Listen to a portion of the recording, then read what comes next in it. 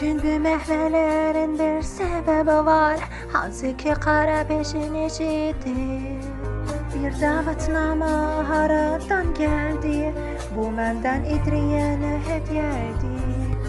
Edriyen yoxalır, qara peşi gələr, o harada ola bilir.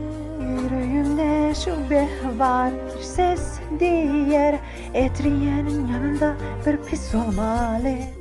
Burada yaxşıyım, seni izləyəcəm, gizləcə sevdim olur.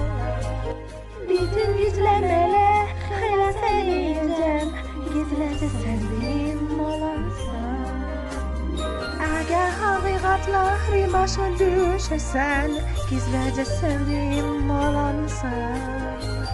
Bilmərəm nə edəcəksənsə, bu səbəbdən səni gizləcə sevirəm. Yani kim bu akşam Akumanın telesine düştü? Ayak izleri.